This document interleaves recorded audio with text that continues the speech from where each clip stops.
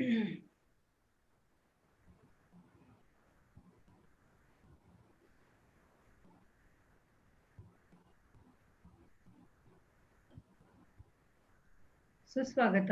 नमस्कार मंडळी. साप्ताहिक जनमंगलच्या या फेसबुक पेजवर आजच्या कार्यक्रमात समस्त रसिकांचे, श्रोतृवर्गाचे मनपूर्वक स्वागत. अश्विन शुद्ध प्रतिपदेपासून सुरुवात झालेल्या या नवरात्र उत्सवाचा आजचा 6वा दिवस.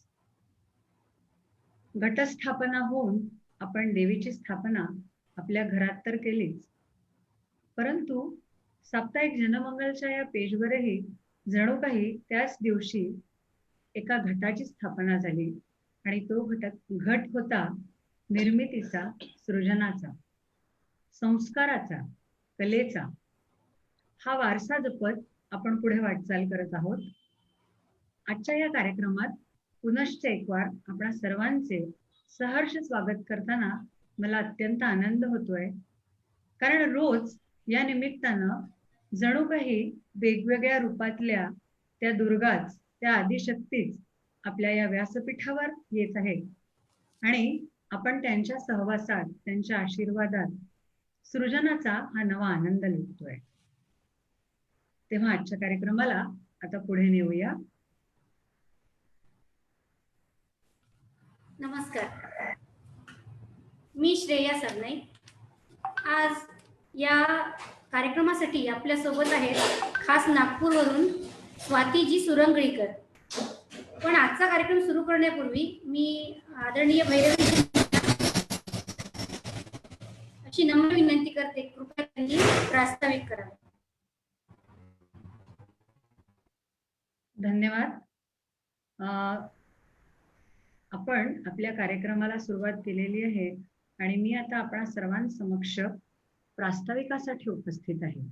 मंडळी, जसं मी सुरुवातीला म्हटलं तसं आपल्या या कार्यक्रमाची सुरुवात आपण त्या देवीचं, त्या आदिमायेचं स्मरण करून करूया. सर्व मंगलमा साधिके शरण्ये त्र्यंबके गौरी नारायणी नमोस्तुते. तेव्हा सर्वप्रथम त्या नारायणीच्या चरणी माझे वंदन.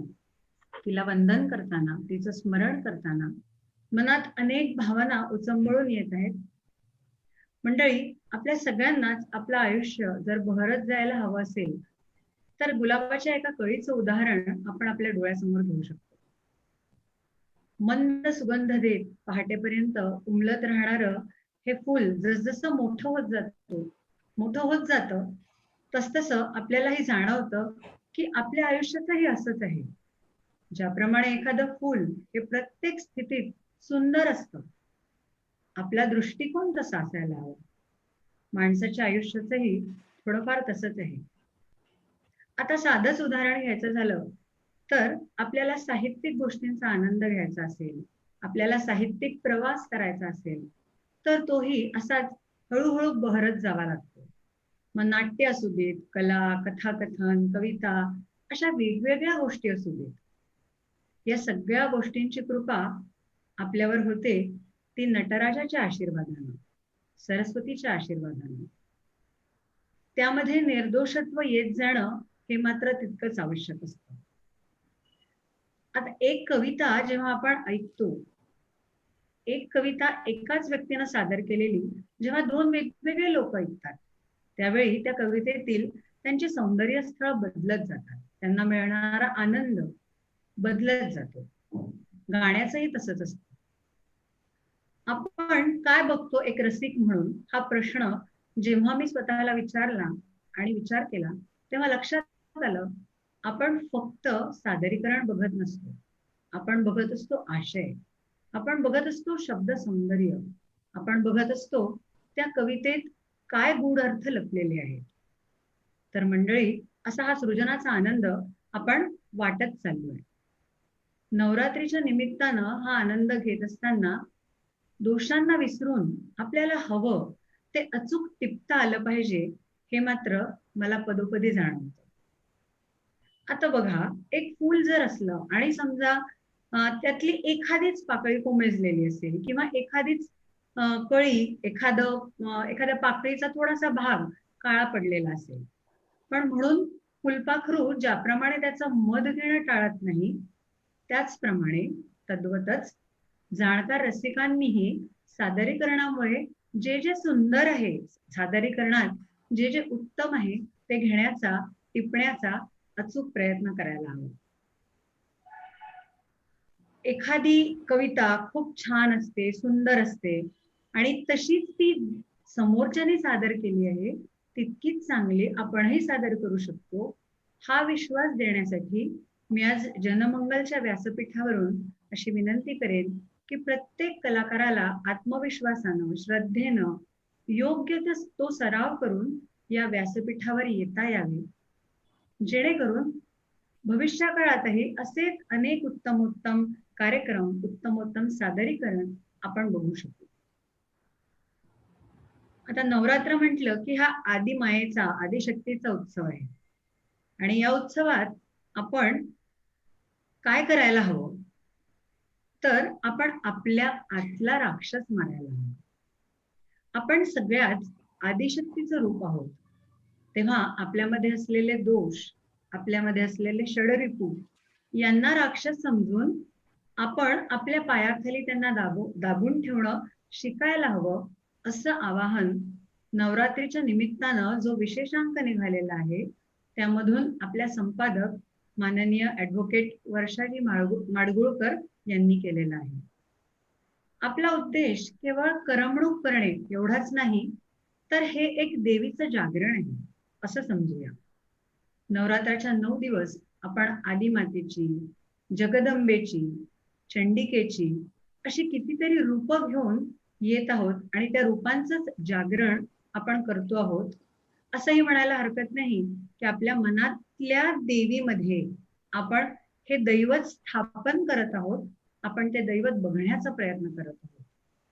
तेव्हा या जागरणाच्या निमित्तानं एकमेकांना मदत करण्याचा, एकमेकांना प्रोत्साहन देण्याचा, समजावून घेण्याचा आणि आपण सारे शेवटी एकच आहोत हे समजावून सांगण्याचा जनमंगल व्यासपीठाचा उद्देश आहे.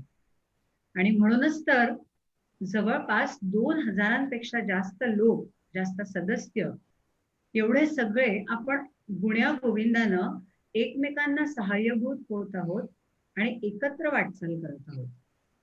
आपल्यातली कला, आपल्यातलं तंत्रज्ञान एकमेकांमध्ये मैत्रभाव जागवत कसं जोपासता येईल हाच आपला सदैव प्रयत्न आहे. आणि केवळ म्हणूनच तर जनमंगल हे इतर कुठल्याही सुविधेपेक्षा, कुठल्याही सोयीपेक्षा, शेअरिंगच्या अनेक उपलब्धींपेक्षा आपल्याला जास्त सुसंस्कारित आणि सुंदर असं वाटतं.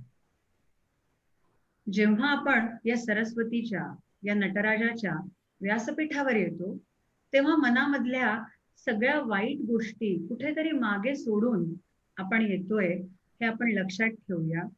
कुठलाही राग, लोभ, मत्सर असे सारे षडविकार मनातून पूर्णपणे लयाला गेले आहेत याची काळजी घेऊन आणि त्या जगदंबेचं स्मरण करून आजचा हा कार्यक्रम आपण तिच्या चरणी अर्पण करतो आहोत, हा भाव मनात ठेवून हा कार्यक्रम करूया. रसिक श्रोते हो, तुमच्यावरही जबाबदारी आहेच, कारण दाद देणं हा देखील एक संस्कार आहे आणि आपण प्रत्येकानं एकमेकाला दाद द्यायला शिकायला हवं, प्रोत्साहन द्यायला शिकायला हवं. आवडलेली गोष्ट चांगली आहे, आपण जे बघतोय ते उत्तम आहे, मग ते थांबून बघायला हवं. कमेंट न करता निघून जाणं खरं म्हणजे हा थोडासा दोष आहे की काय असंही वाटायला लागतं. आपण जेव्हा सांगायला सुरुवात करतो, आपण जेव्हा बोलायला सुरुवात करतो तेव्हा समोर सादरीकरण करत असलेल्या कलाकाराचे दोषही आपोआप गळून पडतात, निघून जातात. तेव्हा सार्वजनिकरित्या काम करत असताना ज्या उत्साहानं, श्रद्धेनं, ज्या प्रेरणेनं ते काम करायचं असतं, ती प्रेरणा सदोदित जागी राहू दे हीच आपण अंबा मातेच्या चरणी प्रार्थना करूया. आपण सगळे एक परिवार आहोत, तेव्हा आपल्या सर्वांचं प्रेम असंच अखंड, अभेद्य आणि एकमेकांना मदत करणारं, परस्परांना सुख देणारं असू दे, हीच एक कामना करूया.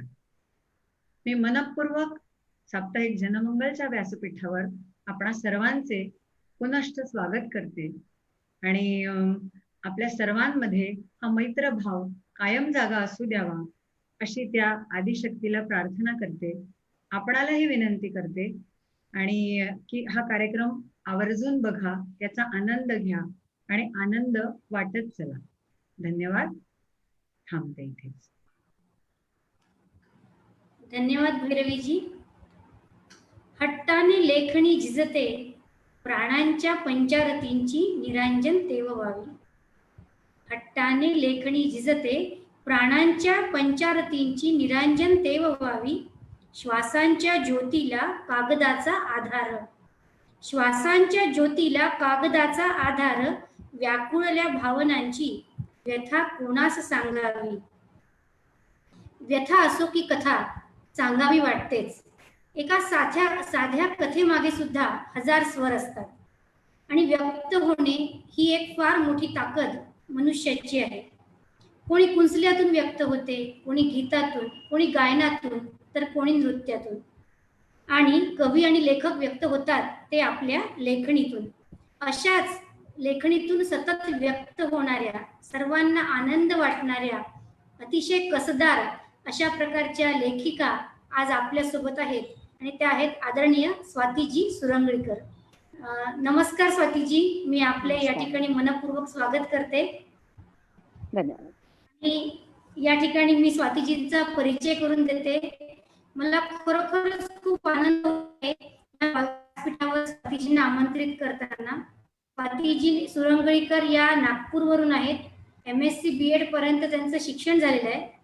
कवयित्री म्हणून त्या अतिशय प्रसिद्ध आहेत, पण त्याचबरोबर त्यांची दुसरी आणखीन एक ओळख म्हणजे एकपात्री कलाकार. दिलखुलास या स्वरचित कवितांच्या सादरीकरणाच्या रंगतदार खुसखुशीत एकपात्री कार्यक्रमाची त्यांची 500व्या प्रयोगाकडे वाटचाल चालू आहे. फक्त भारतातच नाही बरं का, Toronto, Sydney, new Jersey, Boston, Sunnyvale, Los Angeles आणि अमेरिका येथे त्यांनी काव्य सादरीकरण केले आहे. त्याचबरोबर इंटरनॅशनल पोएट्री फेस्टिवल कृत्य 2011, त्याचप्रमाणे 75वे अखिल भारतीय साहित्य संमेलन, विदर्भ साहित्य संमेलन, औंध साहित्य संमेलन पुणे फेस्टिवल यामध्ये सुद्धा त्यांचा सन्माननीय अशा प्रकारचा सहभाग राहिलेला आहे. त्यांचे 3 कविता संग्रह त्या ठिकाणी असून दिलखुलास या एकपात्री कार्यक्रमाची DVD सुद्धा प्रसारित झाली आहे. प्रांजली या नावाने सुद्धा ध्वनिफीत प्रकाशित आहे. आणि सगळ्यात महत्त्वाचं म्हणजे अतिशय ब्रँडेड अशा आर्चीज या भेट कार्डाच्या कंपनीसाठी त्यांनी संदेश लेखन केलं आहे. असं जगणं मोलाचं या काव्यसंग्रहाचं चक्क ब्रेल लिपीमध्ये रूपांतर झालेलं आहे. लोकमतच्या पुणे सखी पुरवणीमध्ये काव्य कोपरा या सदराचा शुभारंभ करून त्यांनी वर्षभर काव्य लेखन देखील केले आहे. ETV मराठीच्या साहित्य दरबार या कार्यक्रमात त्यांचा सहभाग होता. अमेरिकेतल्या एशियन रेडिओ व प्रसारण या इंटरनेट रेडिओवरून, तसेच आकाशवाणी पुणे, नागपूर, चंद्रपूर, इतकंच काय, सिडनीवरून सुद्धा त्यांच्या कविता प्रसारित झालेल्या आहेत. काव्यशिल्प पुणे या काव्य स्पर्धेमध्ये त्यांना प्रथम पुरस्कार मिळाला. रंगत संगत प्रतिष्ठानचा हास्य रंगत सन्मान सुद्धा त्यांनी मिळवला आहे. कैलासवासी माई देशपांडे प्रतिष्ठानचा काव्यगौरव पुरस्कार, पद्मगंधा हा नागपूरचा काव्य पद्म व अभिव्यक्ती वैदर्भीय लेखिका संस्था नागपूरचा लक्षवेधी कवयित्री सन्मान सुद्धा त्यांनी मिळवलेला आहे. खरोखर सर्व राज्यांच्या आणि इतकंच काय देशांच्या भेदाच्याही पलीकडे जाऊन स्वातीजींची लेखणी ज्या दमदारपणे वाटचाल करत आहे आणि आम्ही सर्व उत्सुक आहोत त्यांच्या एकपात्री प्रयोगासाठी. तर मी त्यांना विनंती करते की कृपया आपण आता आपल्या कार्यक्रमाला सुरुवात करावी. धन्यवाद.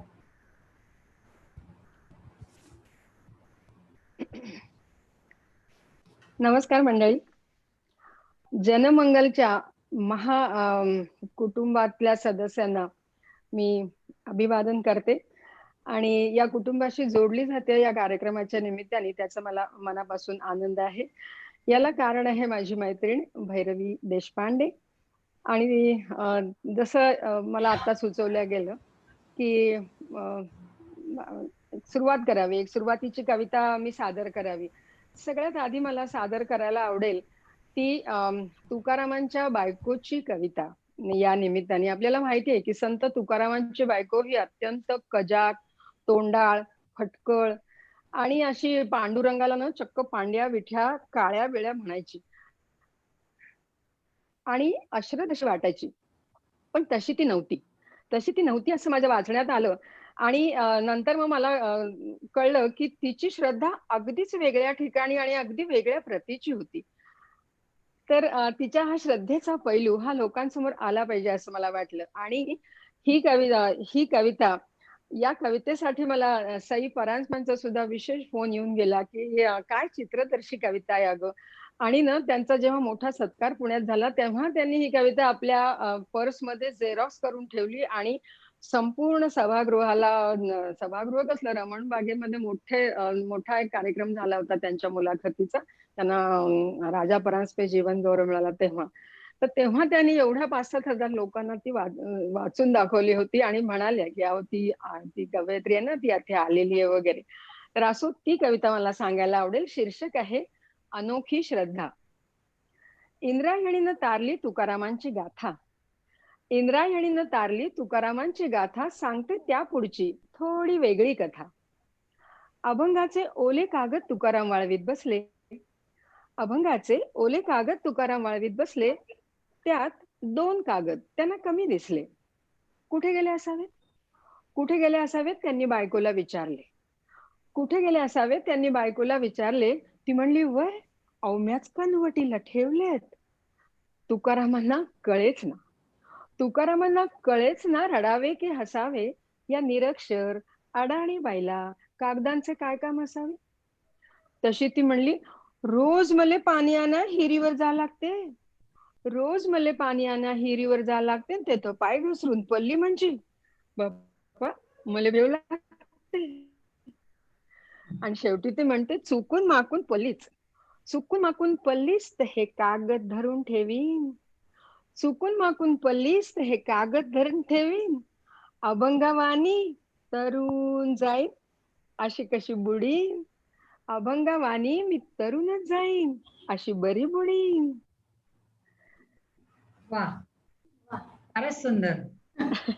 खूप छान. म्हणजे श्रद्धा कशी असते याचं मूर्तिमंत रूप तुम्ही या कवितेतून दाखवून दिलं. बरोबर. तेच मला पण ही कविता ऐकताना दरवेळेस हेच वाटतं, की आपण उगाच असं म्हणतो, की त्या अशिक्षित होत्या किंवा अडाणी होत्या, असे प्रश्न आपल्या मनात उगाच निर्माण होतात. खरं म्हणजे जे कधीच कुणाला पटकन कळत नाही, तितकं सश्रद्धपणे ते त्यांना कळलेलं आहे, की जर का तरुण जायचं असेल, तर फक्त नाम एवढी एकच गोष्ट पुरेशी आहे. मग त्या नामावर ते नाम लिहिलेला कागद जरी हातात असला, तरी तो सुद्धा आपल्याला तारून नेण्यासाठी भरपूर आहे. तर स्वातीताई, तुमचं सादरीकरण ऐकताना आणि तुमचं नेहमीच मी जितकेदाही कार्यक्रम बघितला आहे, माझ्या मनात बरेच प्रश्न निर्माण होतात. आणि आज एक खूप चांगली संधी ही आपल्याला मिळते स्वातीताईंना जाणून घेण्याची. खरं म्हणजे कुठल्याही कलाकाराचा परिचय हे त्याचं सादरीकरण, त्याचं साहित्य यातनच खरा होत असतो. स्वातीताई हे आपल्याला अशाच या कार्यक्रमात उलगडत जाणार आहेत आणि त्यांच्या व्यक्तिमत्वाचे विविध पैलू आपल्याला या कार्यक्रमातून बघायला मिळणार आहेत.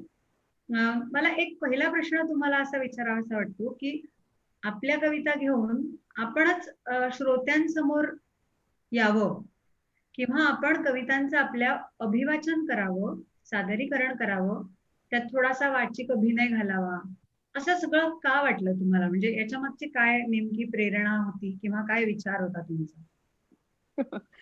खरं म्हणजे ना, मला कविता माझी सांगायलाच आवडते. आणि मग ती सांगायची असेल तर त्यातले भाव ओळखून आणि ते बोलूनच ते व्यक्त होता येईल, म्हणजे जास्त चांगल्या तऱ्हेने पोहोचवता येईल. मग साधी कविता असेल आणि तिला चाल लावली तर ती जास्त भावते आपल्याला. तर तशासारखं मला वाटलं की आणखीन आणखीन काय करता येईल कवितेच्या बाबतीत. मला असं वाटतं की कविता 4 प्रकारांनी पोहोचवता येते. म्हणजे समजा बघ, कविता वाचून दाखवली तर ते काव्य वाचन, कविता गाऊन दाखवली हम्म. तर ते काव्य गायन, कविता पाठ करून सांगितली तर ते काव्य पठण. चौथा चौथा प्रकार आहे ते काव्य सादरीकरण. म्हणजे हम्म. थोडीशी देहबोली आणि थोडासा वाचिक अभिनय याची जर जोड दिली ना, तर कविता जास्त चांगल्या तऱ्हेने पोचते. म्हणजे सादरीकरणाचं काम असतं की ऐकणाऱ्याच्या मनाचा किंवा रसिकांच्या मनाचा रंगमंच करायचा आणि त्याच्यावर ती कविता घडते असं जर वाटलं रसिकांना, तर ती जास्त थेटपणे पोचते. आता याच्यासाठी एक छोटंसं उदाहरण देते. एक छोटे दुर्गेचंच उदाहरण देते. खेड्यातली म्हणजे नागपूर किंवा विदर्भाच्या अगदी इंटेरियर मधली मुलगी, ती तिला शिकायची हौस आहे, पण तिची आई तिला काय म्हणते आणि त्याच्या संबंधीची कविता आहे की पोटे उठ पसरली महाराणी, सूर्यकांतीचा वरी आला, आता ये डोळा झोपते का कुणी. हे असं, ही अशी कविता आहे. जर समजा मी जर ती अशी म्हणाले की आव पोटे उठ पसरली महाराणी, सूर्यकांतीचा वरी आला, ये डोळा झोपते का कुणी, तर ती इतकी सपाट जाईल की ती एक आपल्या पोरीच्या पाठीत एक धपाटा मारते असं जर फील आला, तर ती जास्त चांगल्या तऱ्हेने पोहोचणार ना. आणि खूप काही म्हणजे मिठा इतकंच सादरीकरण हवं, ते काही फार लाऊड होता कामा नये. पण थोडासा चेहरा थोडंसं आकर्षणार ना, चिडली आहे म्हणजे पोटी उठ उठ याच पद्धतीने म्हणाला, अगं उठ, इतकं हळू ती म्हणणार नाही. तर म्हणून थोडासा वाचिक अभिनय आणि थोडीशी देहबोली याचा जर वापर केला तर ती कविता जास्त चांगल्या तऱ्हेने पोहोचते. जशी मी आता आधी आवडाची सांगितली तसंच ही आहे. पोटे उठू पसरली महाराणी, सूर्यकांतीचा वरी आला, आता ये डोळ्यात झोपते का कोणी. कशी हो माय तू, कशी हो माय तू, मी सप्पन पाहत होतो, कशी हो माय तू, मी सप्पन पाहत होतो आणि खूप सारं शिकून छान साहेबीन झालो होतो. आई म्हणते, अगं माझे बाये जरा जागी राय, मी चाललो कामावर घराकडं आणि बाल्याकडं पाय, सपान पातिया, सपान पाव मोठ्यानं, सपान पाव मोठ्यानं त्याले नाही काम, आपल्या कामी येईन आपलेच कष्ट अन आपलाच घाम, शिकून तरी का बेकारच राहशील, माझे महिने चोचीले का देशील. ती म्हणते, आय आय हे सप्पन हाय म्हणून जगूश तरी वाटते, आय हे सप्पन हाय म्हणून जगूश तरी वाटते, नाहीत डोळ्यापुढं निरांधारच दाटते. मग तिला सुवर्ण मध्ये सापडतो. मला मुळीच आवडतं की ती सगळ्यांचा विचार करते. तिला सुवर्ण मध्ये सापडतो आणि ती शेवटी आयला म्हणते, माय तू फिकर नको करू, माय तू फिकर नको करू, मी दिसभर तुझं समद काम करन, माय तू फिकर नको करू, मी दिसभर तुझं समद काम करन, म्या रातीच्या साळत जाईन पर माझं सपान पुरं करन, माझं सपान पुरच करन. वा, फारच सुंदर अशी कविता होती आणि किती म्हणजे मार्मिक विचार त्याच्यात ठेवलेला आहे. आणि त्याचे आधी मला तुम्हाला खूप मनापासून धन्यवाद म्हणावं असं वाटतंय की किती व्यवस्थित तुम्ही कविता सादर कशी करावी हे अगदी प्रात्यक्षिक करून दाखवलं.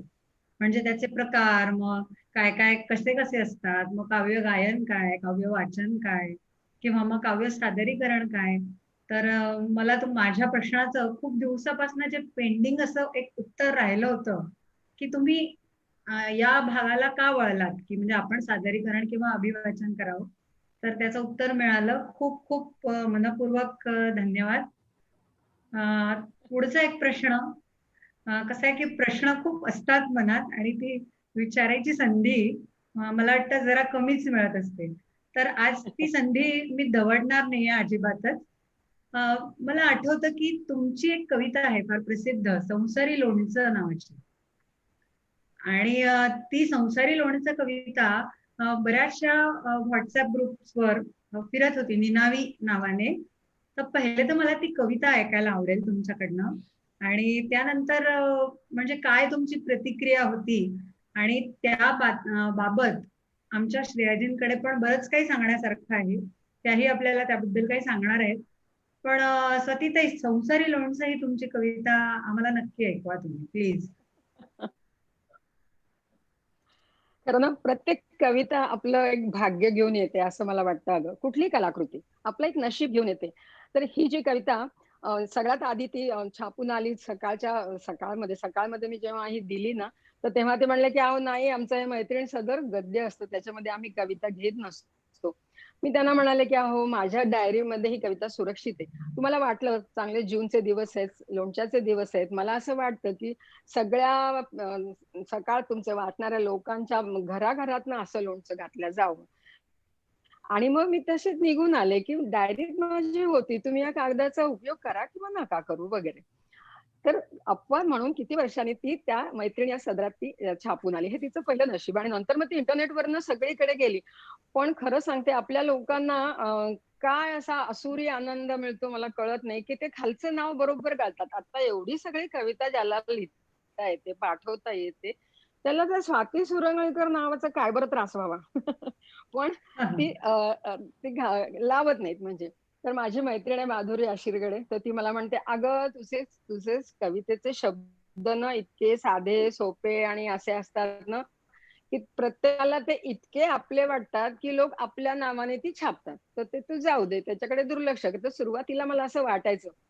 पण आता मला असं वाटतं, की जाऊ दे बाबा. आपण कुठे प्रत्येक ठिकाणी पोहोचणार आहोत. त्याच्यापेक्षा ही लोकं नाव जाऊ देत, पण आपला विचार तर पोहोचतोय सगळीकडे. तर त्याच्यामुळे आता मला त्याचा त्रास होत नाही. सुरुवातीला होता. सुरुवातीला मग मी काही दिवस हा माझा दिलखुलास एकपात्री कार्यक्रम आहे. त्याचं नाव होतं संसार लोणचं मुद्दाम म्हणून ठेवलं होतं मी, की लोकांना कळावं, की ही कविता या बाईची आहे वगैरे. तर आता तसं नाहीये. आणि मला आता बरं वाटतं आणि सांगू का माझा जो 250वा कार्यक्रम झाला होता पुण्याला बरं का.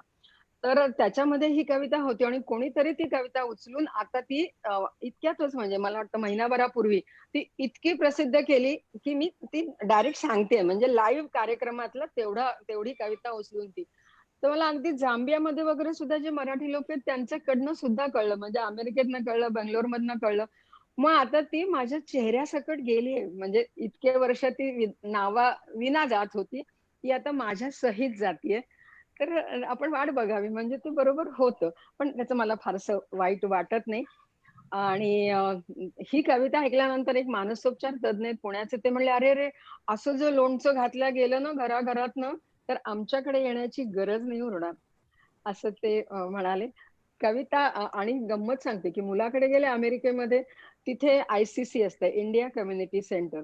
तिथे सगळ्याच प्रकारची, अगदी सगळ्या आपल्या स्टेट्स मधली लोकं येतात आणि तुला माहिती आहे, की प्रत्येकाला आपल्या लोणच्याचा फार काही अभिमान असतो. गुजराती, मारवाडी, पंजाबी सगळ्यांना आपापली लोणची म्हणजे. आणि मग ही कविता ना मराठी, हिंदी असं करत-करत मी सांगितली. तर म्हणले, "व्हॉट द थॉट?"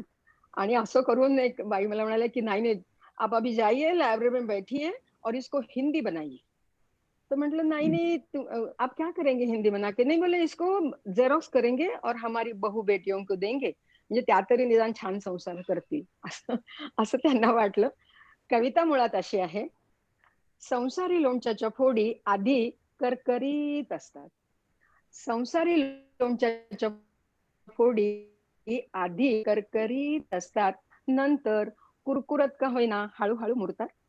या लोणच्याचं वैशिष्ट्य त्यात मिळत नाही हो. हे संसारी लोणचं बाजारात मिळत नाही. कुटुंबानी मिळून ते घालायचं असतं. त्याशिवाय जगण्याला चवच येत नाही.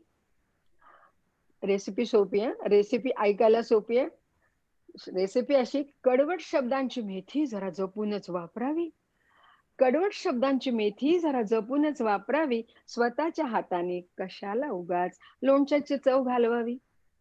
जिभेनं तिखटपणा आवरला तर त्याचा बराच फायदा होतो. जिभेनं तिखटपणा आवरला तर त्याचा बराच फायदा होतो. लोणच्याचा अनावश्यक झणझणीतपणा त्यानं जरा कमी होतो. मीपणाची मोहरी जास्त झाली ना, तर लोणचे खार कोरडा होतो. मीपणाची मोहरी जास्त झाली तर लोणचे खार कोरडा होतो आणि इतरांच्या आपुलकीचा रस त्यात उगाच शोषला जातो. रागाचा उग्रहिंग तसा तितका वाढत नाही. रागाचा उग्रहिंग तसा तितका वाढत नाही आणि राग लवकर शांत झाला तर लोणच्याची चवही बिघडत नाही. प्रेमाची हळद प्रेमाची हळद लोणच्याला खरा रंग आणते. प्रेमाची हळद लोणच्याला खरा रंग आणते आणि विकारांच्या बुरशीपासून संरक्षणही करते. समृद्धीचं तेल असलं ना तर काळजीचं कारण नसतं. समृद्धीचं तेल असलं तर काळजीचं कारण नसतं, त्या थराखाली संसारी लोणचं बरचसं सुरक्षित असतं. आणि शेवटी असं, संसारी लोणचं नासू नये म्हणून फार फार जपावं लागतं. संसारी लोणचं नासू नये म्हणून फार जपावं लागतं. सहनशक्तीच्या मिठाचं प्रमाण सहनशक्तीच्या मिठाचं प्रमाण जरा जास्त ठेवावं लागतं. जरा जास्त ठेवावं लागतं. वा, फारच सुंदर. वा, काय म्हणजे किती खरंच सुंदर. कल्पने पलीकडचं. फार छान. आणि मला वाटतं आपल्या ज्या स्वातीताई मला हा हा काय आपल्या ज्या म्हणतेस? कोणी सखी हा कार्यक्रम बघता आहेत त्या सगळ्यांनी या गोष्टीचं भान खरंच ठेवायला हवं. आणि मला वाटतं हा एक खूप महत्वाचा संदेश तुम्ही आज या व्यासपीठावरून आपल्या सगळ्या भगिनींपर्यंत पोहोचवताय. कारण आपण बघतो आता सध्या सगळीकडचं जे वातावरण आहे किंवा कुटुंब संस्था म्हणा किंवा मग विवाह संबंध म्हणा, यांच्यामध्ये जो निर्माण होत चाललेला ताण आहे, ज्यांना कोणाला असे कुठलेही प्रश्न असतील त्यांनी तुमची कविता आवर्जून वाचावी. त्यांच्या बऱ्याच प्रश्नांची उत्तरं तुमच्या लोणच्यातनं मिळतील आणि प्रत्येकाच्याच जीवनाची लज्जत थोडीतरी वाढेल. त्या लोणच्याचं आणि जर खरं सगळ्यांनी सांगते, आपल्या घरात एक टाकलं. एक हा एवढंसं सांगते की ही कविता जेव्हा मी सादर आता वेगवेगळ्या ठिकाणी कार्यक्रम, अगदी सिडनीला काय, टोरंटोला काय, नंतर न्यू हा जर्सी हा मध्ये एडिसनला काय, नंतर याच्यामध्ये कॅलिफोर्नियामध्ये सुद्धा मी ही सादर केली होती, लॉस एंजलिसला BMM कन्व्हेन्शन मध्ये. तर तिथे मला झाल्या कार्यक्रम झाल्यानंतर सगळे असे विचारायला यायचे की ही कविता आम्हाला 10-12 वर्षांपासून माहिती आहे, पण ही तुमची आहे हे काही माहित नव्हतं. आणि जेव्हा मी सांगायला जाते ना, तर खटखट खटखट असे मोबाईल्स उघडे होतात बरं का, आणि ते सगळे त्याच्यामध्ये टेप करतात, रेकॉर्ड करतात आणि मग नेतात. असा माझा तो अनुभव आहे की त्यांना सगळ्यांना ही कविता माहिती आहे, पण माझे हे नाही. ते म्हणतात चला, ही तरी माहिती आहे कविताचं, बरोबर त्याचा आहे. हा आनंदच आहे म्हणजे. ते तर बरोबर आहे. आहेच, खरंच आहे. स्वातीताई, मला असं वाटतं की तुमच्या लोणच्याची प्रेमाची हळद ही प्रत्येक अगदी घराघरामध्ये पोहोचली पाहिजे आणि ते तेवढंच खमंग, खुसखुशीत आणि तरीही प्रेमाचे असे बंध त्या ठिकाणी टिकून राहिले पाहिजे. हे पण मला आवडलं तुमचं की तुमची जेव्हा ती निनावी कविता फिरली वेगवेगळ्या ग्रुप्समध्ये, तर तेव्हा तुम्ही म्हणता की नाव जाऊ द्या पण तो विचार पोचतोय हे महत्वाचं आहे. तर ते हे खूप मोठेपण आहे. म्हणजे तुम्ही त्या ठिकाणी शांत राहिलात, तुम्ही जी परिस्थिती स्वीकारली. परंतु मला असं वाटतं की हा प्रकार वाढत चाललेला आहे. म्हणजे कॉपी पेस्ट हो, होऊन आणि बरोबर खालचं नाव गाळून कविता ही सगळीकडे फिरत असेल, तुमचे लेख फिरत असतील, मग त्या ठिकाणी वाईट वाटणं अगदी साहजिक आहे. तर याच्यासाठी एक उत्तम पर्याय मी सांगू इच्छिते, ते म्हणजे साप्ताहिक जनमंगलचं जे दैनिक आहे, दैनिक पोर्टल, त्या माध्यमातून जे रोजच्या संपर्कामध्ये आमचे लेखक आहेत, तर मी त्यांना अशी विनंती करते की त्यांनी फेसबुकवरती किंवा व्हॉट्सअपवरती कुठेही आधी ती कविता किंवा लेख टाकण्याऐवजी जर तोच प्रकाशित करण्यासाठी दिला आणि फार वेळ बरोबर लागत नाही, अगदी काही बरोबर. तासामध्ये त्या ठिकाणी ते प्रकाशित होते, तर ही खूप सुरक्षित अशा प्रकारची सोय आहे. बरोबर आहे, कारण की एकदा छान प्रकाशित झाल्यानंतर त्या लेखकाचा हक्क त्याच्यावरती राहतो. त्यामुळे मी सर्व लेखकांना असं नम्र खूप आवाहन छान करते मुद्दा की सांगितलायस तू. त्यांनी नक्की विचार करावा. बरोबर आहे. आणि एखाद्या याच्यामध्ये म्हणजे साप्ताहिकासाठी सुद्धा आपल्याला 8 दिवस वाट पाहावी लागते. विशेषांकासाठी आपण वर्षभर वाट पाहतो. परंतु जर आपलं आजच दिलं आहे आणि आज आणि उद्या ते जर त्या ठिकाणी प्रकाशित होत असेल, तर याच्यापेक्षा मोठी आनंदाची गोष्ट दुसरी कोणतीच नाही. आणि बरोबर. मग आपण ती लिंक शेअर करू शकतो. तर ही फार मोठी एक सोय आहे आणि विशेषतः लेखकांसाठी सुरक्षित आहे असं मला वाटते. ओके, थँक्यू बरोबर आहे. थँक्यू. छान माहिती याच्यानंतर दिलीस. मला असं तुम्हाला छान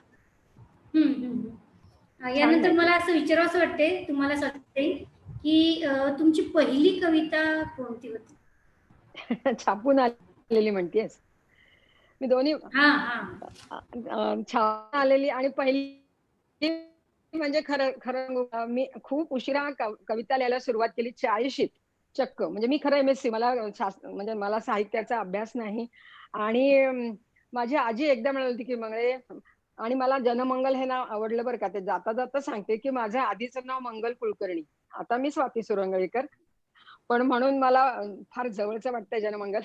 असो. तर माझी आजी मला अरे म्हणायची वा. की मंगळे मंगळे बायकांचा जन्म मोठा वाईट, असं ती मला म्हणाली होती. तर मी म्हणाले, "काही नाही बरं का आजी, आता बघ मी स्कूटर चालवते, मी कॉलेजमध्ये शिकवते, मी लेक्चर्स घेते. तर तुझ्यासारखं नाही आता, आता वेळ बदललेली आहे" वगैरे, वगैरे. तर तेव्हा मला पहिली कविता सुचली होती तिच्या म्हणण्यावरनं, की "अरे बाईचा रे जन्म आहे सोसण्याच्यासाठी, धीर धर माझ्या मना आहे दिस रातीपाठी." अशी मी ती आजीसाठी केली होती, की नाहीये असं नाहीये काही, रातीपाठी दिवस असतोच वगैरे. पण माझी छापून आलेली पहिली कविता तर मला खरं ना 2 आनंद झाले. खरं कोणालाही आपली कविता छापून आली, की दुसरा आनंद होत असतो. मला पहिला आनंद काय झालं सांगू का? माझं लहानपणापासून अक्षर इतकं काही वाईट आहे, की मला 70 शेरे होते. एम-एससी फायनल पर्यंत. नंतर मी बी-एड केलं त्याच्यानंतर तर तेव्हा तर फारच शेरे, की इम्प्रूव्ह युअर हँडरायटिंग. मी म्हटलं आता माझं शिक्षण संपत आलं नाही. आता काय मला हँडरायटिंग सुधारायला सांगतायत वगैरे, वगैरे. आणि नंतर लग्न ठरलं, कौतुकाने नवऱ्याला पत्र लिहिलं. त्याने मला लेटर पॅडच पाठवलं कोरं, की म्हणजे आता मी त्याने मी म्हणते, पण तेव्हा ते म्हणाले, की "आपलं अक्षर सुधारण्याला बराच वाव आहे. आपल्या लग्नालाही अजून 2-3 महिने अवकाश आहे. हे लेटर पॅडमध्ये आपण रोज मला एक पत्र लिहावं. तोपर्यंत आपलं अक्षर हे सुधरेल." असं करून त्यांनी फार गोड शब्दात मला ते माझं अक्षर सुधारायला सांगितलं. तर एकूणात काय, की माझ्या अक्षराचं मला फारच अक्षरासाठी फार काही बोलणी खाल्ली म्हणजे.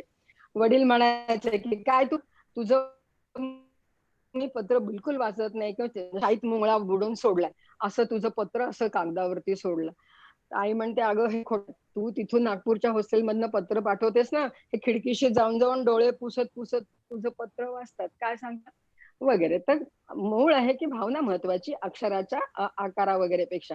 पण तरी सुद्धा जेव्हा ही छापून आली ना पहिली कविता माझी, तर तेव्हा ती बाई अगदी सुबक अक्षरं म्हणजे डायरीमध्ये मी माझ्या मैत्रिणींना वाचायला दिली समजा कविता, तर दुसऱ्या क्षणी परत यायची अगं, "ए बाई तुझं अक्षर नाही लागत आम्हाला, तूच वाच तुझी कविता." आणि तेव्हापासून ना मला कविता वाचून दाखवायची सवय लागली. It was a bone in disguise अगं, की मला ती वाचून दाखवायची, मग कविता सांगण्याची आणि मग त्याच्यातनंच मला प्रेरणा मिळाली, की "अरे छे! आपण हे सांगू शकतो, आपण मोठ्या ग्रुपमध्ये करू शकतो." तर ते तिथे तर ते इतक्या छान अक्षरातून खाली पण इतक्या सुबक अक्षरात पेपरमध्ये स्वाती सुरवणेकर लिहिलेलं. तर मला असं वाटलं, की माझ्या डायरीतली अशी आरसली-बुरसली, वाकड्या-तिकड्या अक्षरातली कविता पेपरमध्ये अशी ब्युटी पार्लरमध्ये जाऊन आली आहे की काय? असं मला तेव्हा वाटलं, की इतकी सुबक आपल्या कशा अक्षरात असेल. आणि दुसरा तो आनंद जो सगळ्यांचा असतो तसाच, की पहिली कविता छापून आली, तर त्याचा आनंद आपल्याला असतोच असतो. ती कविता अशी आहे, ज्याने मला आनंद दिला. ती अशी आहे, की 2 घडी चालू. आपण लहानपणीचे खेळ खेळतो ना, आता बघा कोजागिरी आणि नंतर आपण खेळ खेळू. त्या आईच्या मागे कटकट नको वगैरे इतका मर्यादित अर्थ त्या वयातल्या खेळण्याचा नसतो. लहानपणीच्या खेळात ना आपल्याला मोठेपणी उपयोगी पडतील अशा कितीतरी क्षमतांची शिदोरी आपल्याला त्या लहानपणीच्या खेळातनं मिळते. ती कविता अशी, लहानपणीच्या खेळांनी आयुष्याची रंगत वाढवली आणि मोठेपणीच्या जगण्याची त्यातच रंगीत तालीम झाली. चूल बोळक्याच्या खेळात मी वरणभात केला. चूल बोळक्याच्या खेळात मी वरणभात केला. माझ्या पाकशास्त्राचा श्री गणेशा न कळतसा घडून आला. लहानपणी खूपदा खेळले मी लपंडाव. लहानपणी खूपदा खेळले मी लपंडाव. लपलेल्या सुखाला अजून शोधतेय. असं सुख कोणीही हातावर आणून देत नाही. आपलं आपल्यालाच ते शोधावं लागतं. लपलेल्या सुखाला अजून शोधते, खेळते जीवनाचा डाव. फुगडी-फू खेळताना स्वतःभोवतीच फिरले. फुगडी-फू खेळताना स्वतःभोवतीच फिरले आणि तोल सावरायला स्वतःहूनच शिकले. लंगडीच्या खेळाने मला चिवटपणा दिला. लंगडीच्या खेळाने मला चिवटपणा दिला. पळणाऱ्या पायांना आउट करताना एक पाय जिंकला. सोटापाणी खेळताना मी सावधपणा शिकले. आठवतंय तुम्हाला सगळ्यांना? केव्हा तरी तो सोटा बसलाच असेल. सोटापाणी खेळताना मी सावधपणा शिकले. गाफील राहिलो की सोटा बसतोच. हे मनोमन उमगले. सागरगोट्याच्या खेळाने मला खूप रिझवलं. सागरगोट्याच्या खेळांनी मला खूप रिझवलं.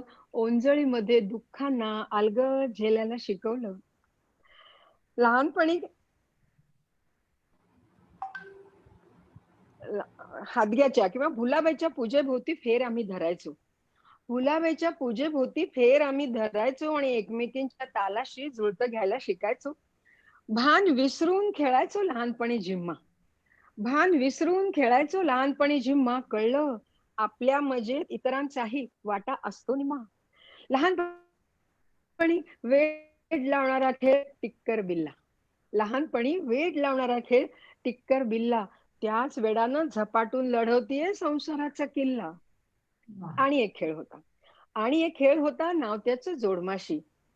जोडी जमली तर आउट होण्याची भीती नव्हती जराशी. तो खेळ असा होता की एक जण राजा आहे, सगळे धावतायत पण त्यांना आउट करायचं. त्याची जोडी जमली तर ते आउट नाही, जो एकटा असेल त्याला आउट करायचं. तर आणि एक खेळ होता नाव त्याचं जोडमाशी. जोडी जमली तर आउट होण्याची भीती नव्हती जराशी. आणि शेवटी असं की जोडी जमवून संसाराचा खेळ सुरू केला आत्ताशी. जोडी जमवून संसाराचा खेळ सुरू केला आत्ताशी. देवा आउट होण्याची भीती आता ठेवू नको न मनाशी. आउट होण्याची भीती आता ठेवू नको न मनाशी. वा वा. वा. खूप खूप खूप तर असं ते आहे की खेळ गाफील मांडला, राहिलं. खेळ मांडता मांडता संसाराचाही खेळ मांडला, लोणचंही घालून झालं. असं ते आहे सगळं. वा. स्वातीताई, खरंच खूपच अप्रतिम कविता. म्हणजे तुमच्या कवितांमधली सगळ्यात जास्त मनाला भावणारी जी गोष्ट आहे ना, ती तुमची जी शब्दांमधली सहजता आहे, जो सोपेपणा आहे, तो असा अगदी थेट हृदयाला भिडणारा असा असतो. आणि खरंच किती छान विचार मांडले तुम्ही या कवितेतून. म्हणजे खेळांकडे बघण्याचा एक हा वेगळाच दृष्टिकोन आज तुमच्या या कवितेतनं आम्हालाही सापडलाय. ही लंगडी आम्ही कितीदा तरी खेळलोय, स्वतः भोवती फुगडी घालत कितीदा तरी फिरलोय. पण तेव्हा हे लक्षात नाही आलं की आपण या गोष्टींचा असा पुढे उपयोग करून घेऊ शकणार आहोत किंवा हा आपल्याला याचा भविष्यात उपयोग होणार आहे. तर एक नवीन विचार तुम्ही दिलात त्याबद्दल खूप खूप धन्यवाद देते. आणि परत आणि भैरवीजी, मला असं वाटतं याच्यामधलं खूप सर्वात आवडलेलं वाक्य म्हणजे गाफील राहिलं की सोटा बसतो. खरंय अगदी खरंय खरंय अगदी खरंच अप्रतिम कल्पना आहे ही. खरंच आणि आहे. रोजच अनुभव आपल्याला येऊ शकतो हा. हा, रोजच्याच म्हणूनच याच्यामध्ये मला असं वाटतं की माणसाला जर का थोडा उत्तमतेचा ध्यास लागला एकदा कि मग त्याचं गाफील राहणं हळूहळू कमी व्हायला लागतं आणि मग तो सोटा कुठेतरी कमी होतो आणि शाबासकीची थापही नक्कीच वा वा मिळू शकते आपल्याला. वा वा. तर श्रेया आणि स्वातीताई, मी परत एक प्रश्न विचारणार आहे तुम्हाला. कसं आहे की बोल. तुमची कविता ऐकताना माझ्या मनात असं आलं की म्हणजे मी पण थोडंफार लिहिते आणि प्रत्येकाची कविता होण्याची किंवा कविता घडत असण्याची जी प्रक्रिया असते ती थोडी वेगळी वेगळी असते. आणि तुमच्याबद्दल तुमच्या कविता ऐकताना माझ्या मनात ही उत्सुकता निर्माण झाली आहे की तुम्हाला कविता नेमकी कशी सुचते ते मला जाणून घ्यायला फार आवडेल. म्हणजे काय प्रक्रिया खरं असते सांगू का, माझ्या कविता इतक्या साध्या सोप्या सरळ आणि अशा असतात. त्याच्यामुळे फार काही म्हणजे जसं बाकीच्या म्हणतात ना की मी न कुणाला सांगा याची कविता स्फुरते कशी, असं काही माझं नाहीये. खरं कुठल्याही छोटस कारण पुरतं आणि अच्छा. कविता सुचते. तर एक पुढची मी तुला सांगणार आहे ना, की तुम्ही तुम्ही बघताय माझ्याकडे, मी ना असं हातात गळ्यात आणि असं विसं सगळं मला घालायला खूप खरं आवडतं. माझ्या वडिलांना ते आवडायचं नाही. एक त्यांच्या एका वाक्यावरनं सुचलेली मी कविता आता सांगणार आहे. तर ते मला म्हणायचे की काय मटकते जीवाला हे सोन्या मोत्याचे दागिने घालून. म्हणजे ते तेव्हा ना संघावर ते वातावरण त्यांना फार वैषम्य वाटायचं की आपल्याला इतकी नटुरडी मुलगी कशी काय झाली हो. तर त्यांनी ते मला आणि माझ्या वडिलांना आवडत नाही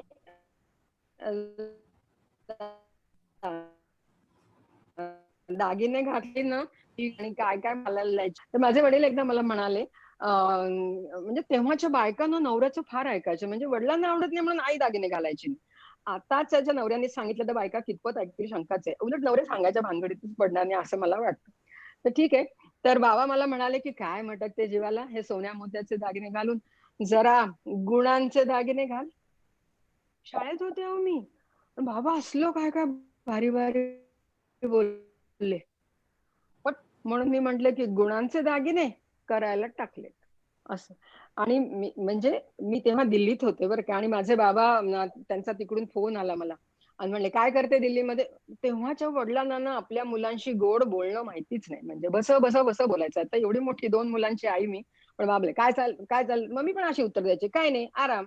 मग काय वाटतं का काय तुला, म्हणजे ते सुद्धा बोलायला काही संकोच नव्हता बाबांना. तर म्हणे 96-97 साल होतं अगं तेव्हा ते. आणि तेव्हा ते म्हणाले तिथे सुषमा स्वराज आहे, तुझ्याच वयाची आहे, तुझ्या वयाची आहे, ती किती काम करते, तिच्याबरोबर जा, तिच्याबरोबर काम कर वगैरे असं ते मला म्हणाले. आणि तुझ्याच ती वयाची आहे. मी पटकन काहीतरी उत्तर द्या म्हणून बाबांना म्हणाले, बाबा तुम्ही इथे या, दिल्लीत या. ते म्हणले कशाला. नाही म्हटलं तुम्ही याच इथे. ते म्हणले कशाला. म्हटलं इथे नरसिंहराव आहेत आणि तुमच्याच वयाचे आहेत. असं मी पटकन काहीतरी उत्तर द्यायची. म्हणून जेव्हा बाबा मला म्हणाले ना की जरा गुणांचे दागिने घाल, मी म्हंटल गुणांचे दागिने करायला टाकले. आता परत काय बाबांनी विचारलं नाही. विचारलं असतं तर मी म्हणाले असते की अजून मिळायचे. आणि परत जर का विचारलं असतं तर मी म्हणाले असते की मी घातले गुणांचे दागिने पण तुम्हाला दिसत नाही. कारण की तेव्हाच्या वडिलांना आपल्या मुलांमध्ये सगळे दोषच दिसायचे ना, गुण कुठे दिसायचे तेव्हा. असं हा प्रसंग माझ्या मनाच्या तळाशी बरीच वर्ष राहिला अगं. आणि मग मला ते दिल्लीमध्ये किती एकटेपणा, सकाळी 8 ते रात्री 8 पर्यंत अगदी कोणी नाही, आजूबाजूला सगळं मराठी मुलूक सोडून तिकडे गेलेलो. आणि सारखं ते भाभीजी भाभीजी, भाईसाहेब भाईसाहेब. खरं नागपूरच्या लोकांना पुष्कळ हिंदी बोलायची सवय असते, पण तरी मला कंटाळा आला. मग मला वाटलं की काय करावं, डायरीत बोलावं आपल्याला, मला काय वाटतंय ते डायरीत लिहून सांगावं. आणि म्हटलं काय बाई ग, डायरीत कोणाच्या हाताला लावली तर काय होईल, त्याच्यापेक्षा जरा नीटच लिहावं डायरीमध्ये. आणि नंतर काही दिवसांनी पाहिलं जे काय मी लिहिलं त्याच्या कविताच झाल्या. तर त्याच्यातली ही वा. एक कविता आहे. तिचं आहे शीर्षक, बाबांना मी जसे म्हणाले की गुणांचे दागिने, तर मी म्हटलं मी घातलेत गुणांचे दागिने पण तुम्हाला दिसत नाहीत. आणि मग ही कविता बरीच वर्ष राहिली आणि त्याची कविता झाली ती अशी. शीर्षक आहे सुंदर व्हायचंय मला. जशी लग्नसराई जवळ आली तशी मला दागिन्यांची आठवण झाली. मी लॉकरची किल्ली शोधली आणि दागिन्यांची पेटी घरी आणली. पण अहो, चोरांच्या भीतीनं मला झोपच येईनाशी झाली. काळजीनं माझी चर्या उतरली आणि ना जागरणांनी ना तब्येत खराब झाली. दागिन्यांची चमक तशीच होती. दागिन्यांची चमक तशीच होती, माझ्याच चेहऱ्यावर रंगत नव्हती. म्हणजे सुंदर दिसण्याचा उपाय साधा आणि परिणाम उलटा. केवढी विसंगती होती. सोन्याचे हे दागिने मला सुंदर करीतच नव्हते. सोन्याचे हे दागिने मला सुंदर करीतच नव्हते आणि पैशापरी पैसा जो हाती काही लागत नव्हते. मग मला विरक्ती आली. या दागिन्यांची आसक्ती संपली आणि ह्या सगळ्या बाह्य सौंदर्यापासून मला मुक्ती हवीशी वाटायला लागली. पण तरी सुंदर दिसण्याचा स्त्री सुलभ विचार डोक्यातून काही जाईना आणि दागिन्यांची हौस मनाला स्वस्थ बसू देना. मग मी देवाकडे धाव घेतली. म्हणाले देवा, तूच मला यातून सोडव. तू न माझं सोनार हो आणि माझे दैवी दागिने घडव. आणि मी देव सोनाराला ऑर्डर देते बरं का. मी त्याला असेच दागिने मागणार आहे की या जगातल्या, या देशातला, त्या देशातला, लहान मोठा, गोरा काळा, स्त्री पुरुष कुणालाही सुंदर दिसतील असे मी दागिने देवाला आता मागते. मी त्याला ऑर्डर देते, चेहऱ्यासाठी माझ्या घडव सुहास्याचा दागिना. चेहऱ्यासाठी माझ्या घडव सुहास्याचा दागिना. मुखावर माझ्या कधी न उमटो मनातली विवंचना. कानांसाठी माझ्या घडव असे तर सुंदर झुबे. कानांसाठी माझ्या घडव असे तर सुंदर झुबे. माघारीही माझ्याबद्दल चांगलंच ऐकू येऊ दे. गळ्याभोवती माझ्या असू दे सतत आप्तजनांचे हात. गळ्याभोवती माझ्या असू दे सतत जनांचे हात. काय करायचे आता मला चंद्रहार आणि पोहेहार. पाटल्या बांगड्या यांनी आजवर शोभा वाढवली हातांची. पाटल्या बांगड्या यांनी आजवर शोभा वाढवली हातांची. पण आता वेळ आलीये हात दान तीन खुलण्याची. वेळोवेळी सजली माझी मेखला कमरपट्टा यांनी कंबर. वेळोवेळी सजली माझी मेखला कमरपट्टा यांनी कंबर. पण आता तिची खरी शोभा ती ताठ आहे तोवर. देवा, जोडवी चांगली जड घडव. देवा, जोडवी अशी जड घडव की पाय जमिनीवरच राहतील. देवा, जोडवी अशी जड घडव की पाय जमिनीवरच राहतील. आणि सांग देव सोनारा, हे सारे दागिने तू केव्हा देशील. आता देव झाला ना तरी सोनारच तो. कुठल्या वेळेवर द्यायला. देव सोनारानं माझी मागणी शांतपणे नोंदवून घेतली आणि बाई जरा वेळ लागेल असं म्हणत स्वतःची भूमिका स्पष्ट केली. देव सोनार म्हणतो, बाई अहो हे दागिने तयार नसतात. बाई बाई, सर्व शक्तिमान देव आणि दागिने काय तयार नसतात? देव म्हणतो, अहो हे दागिने तयार नसतात कारण त्यांना तेवढी मागणीच नसते. मागत नाहीत हो लोक हे दागिने. अहो हे दागिने तयार नसतात कारण त्यांना तेवढी मागणीच नसते. पण हे अनमोल दागिने घडवेपर्यंत घेणाऱ्याच्या पैशाची नव्हे हो, मनाची श्रीमंती वाढावी एवढी माफक अपेक्षा असते. आणि शेवटी देवसुनार म्हणतो, बाई घडणावळीची काळजीच नको.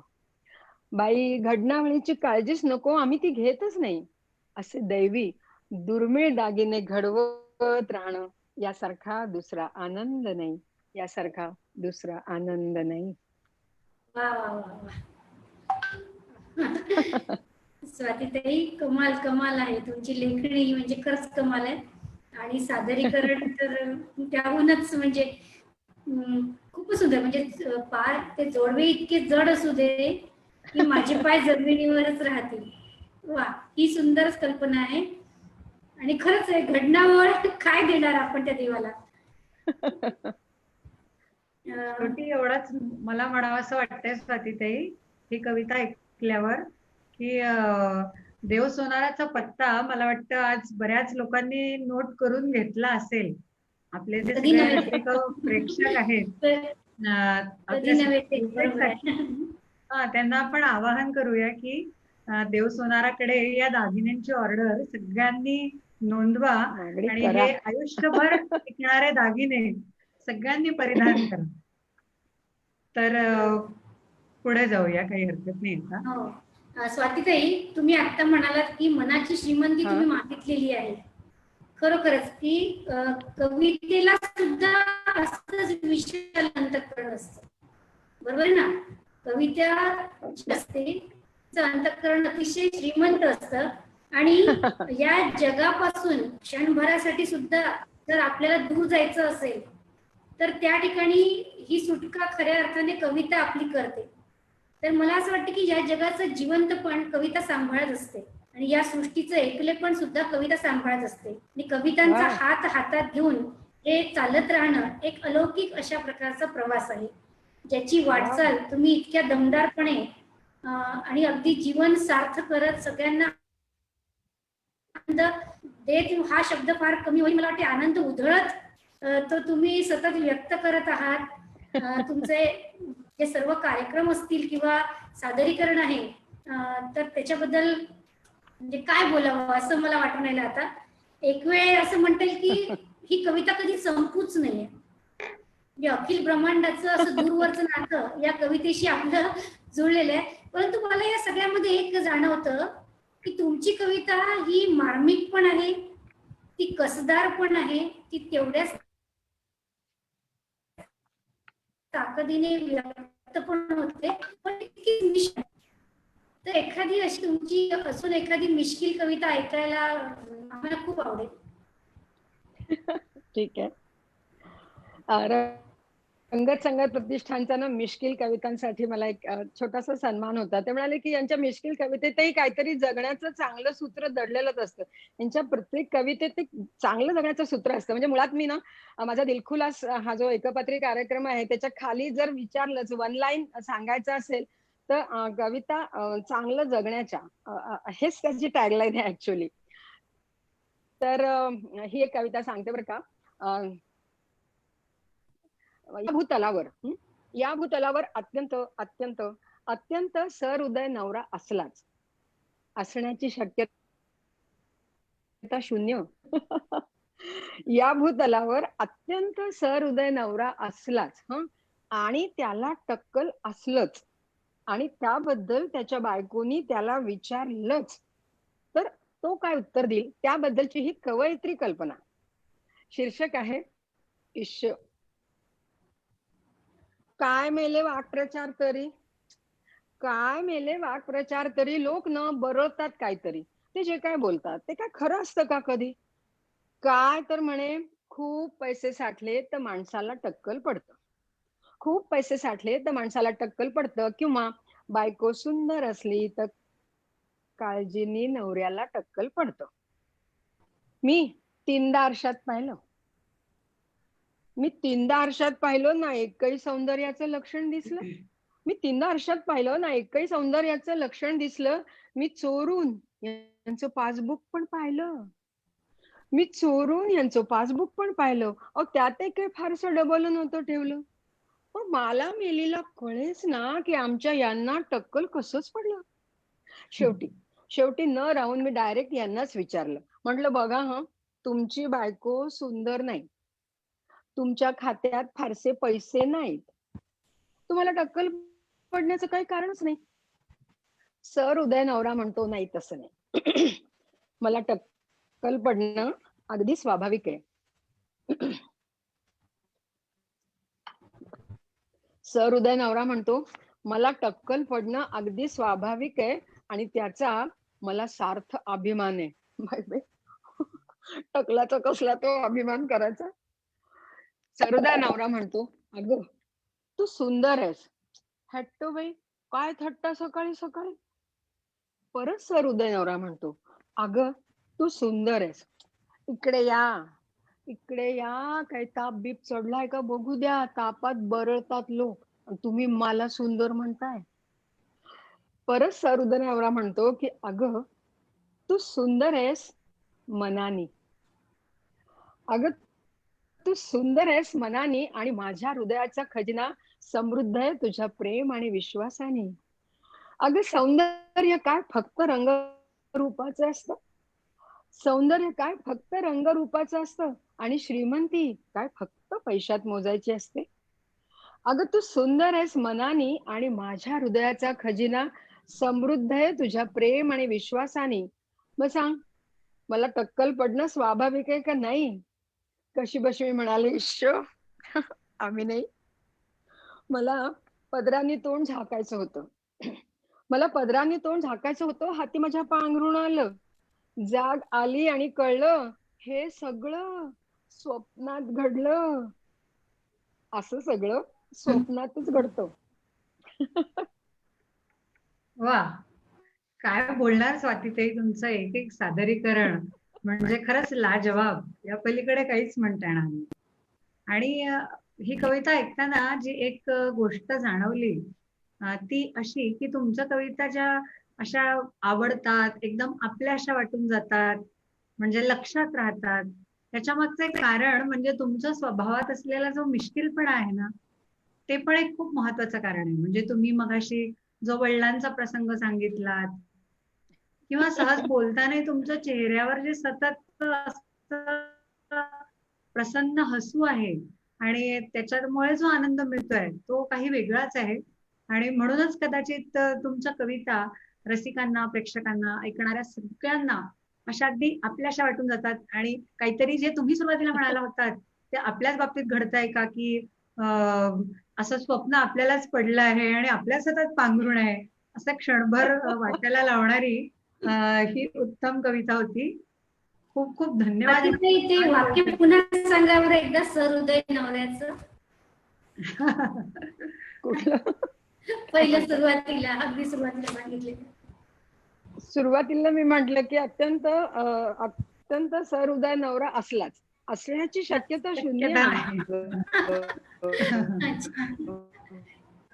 छान छान. वा, मस्त.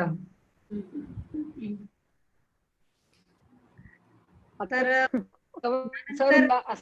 त्याच्याबद्दल त्याच्या बायकोनी त्याला विचारलंच तर तो काय उत्तर देईल, तो देईल की नाही माहित नाही, पण मला असं बरोबर आहे. असं मला असं कळलं आहे स्वातीताई की पोएट्री सोसायटी ऑफ जर्नल मध्ये तुमची कविता छापून आली, बरोबर आहे?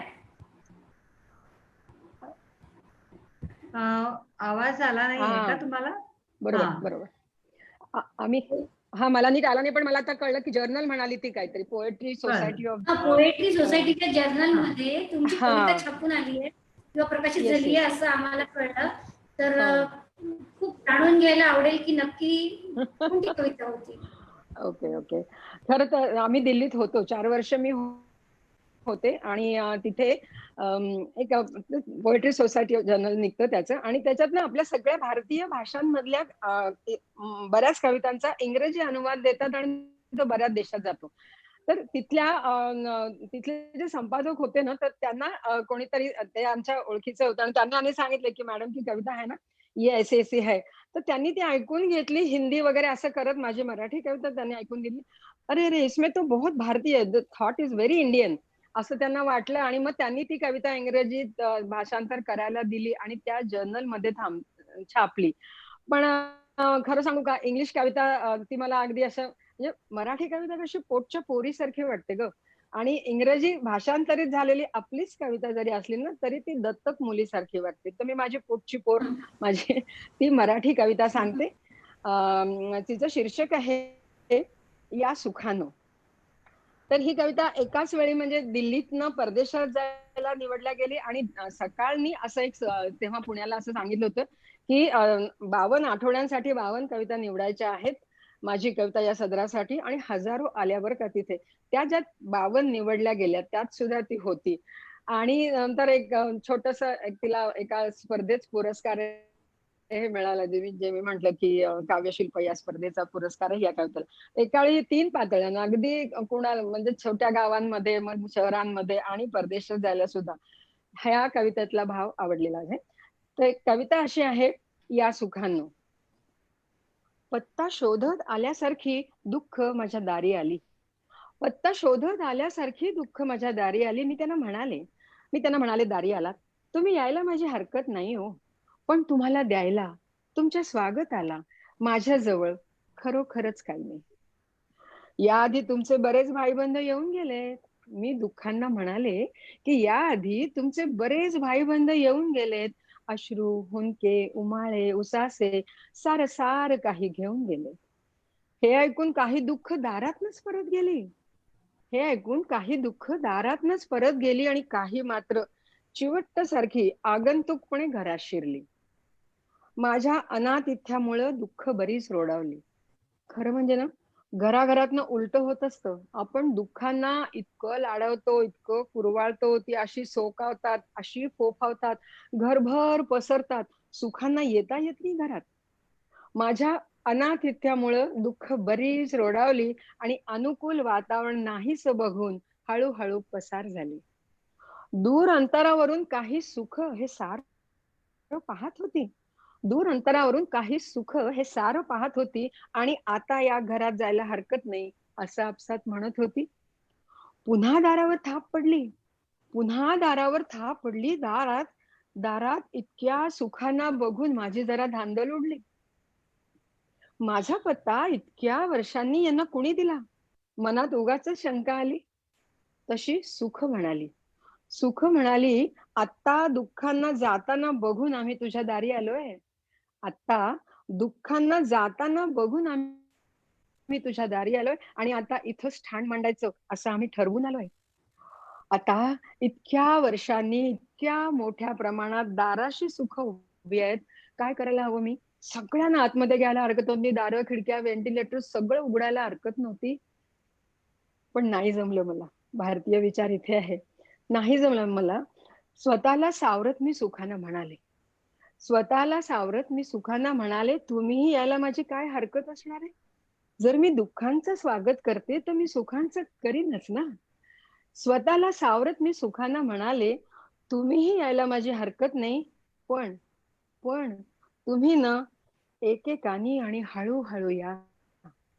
तुम्ही ना शेवटी असं, तुम्ही ना एकेकानी आणि हळूहळू या, कारण कारण मला सुखांची सवय नाही. मला सुखांची सवय नाही. वा, काय बोलणार सजिताई, तुमची खरंच एक एक कविता म्हणजे जीवनाचं केवढं मोठं तत्वज्ञान सांगणारी कविता आहे, आणि ती इतक्या सहज सोप्या शब्दांमध्ये तुम्ही मांडताय की खरोखरच म्हणजे मला त्या ईश्वराचे, त्या आदिमायेचे खरंच आभार मानावेसे वाटतात आहेत की कुठेतरी मनात विचार आला आणि या व्यासपीठावर तुम्हाला बोलवावं, ही प्रेरणा कदाचित तिनंच कुठेतरी दिली असावी, असं मला वाटतं. आणि तुम्ही जे म्हणाला होतात की भारतीय विचार, तर खरंच आपण भारतीय असेच आहोत. म्हणजे आपण अगदी जे म्हणतात ना, की आपण लहानपणापासून ऐकलेलं असतं की उतू नका, मातू नका, घेतला वसा सोडू नका. तर तेच ब्रीद वाक्य आपल्या आयुष्याचं होत जातं हळूहळू. आणि आपण तसंच जगतो की सुखांनाही आपण म्हणतो की बाबा रे, तुम्ही गर्दी करू नका माझ्या घरात. आणि तसंच आयुष्य आपल्याला जगायला आवडतं. सवय. खूपच सुंदर. अप्रतिम. अजून एखादी कोणती कविता ऐकवायला आवडेल तुम्हाला? मी म्हणजे तुम्हाला एक फरमाईश करू का? शेवट करायच्या आधी स्वाती ताई, हा बोला हा. बोला. मी तुम्हाला एक फरमाईश करू का? अरे बापरे, माझ्याजवळ असली पाहिजे. ठीक आहे, बोल. हो हो, असेल.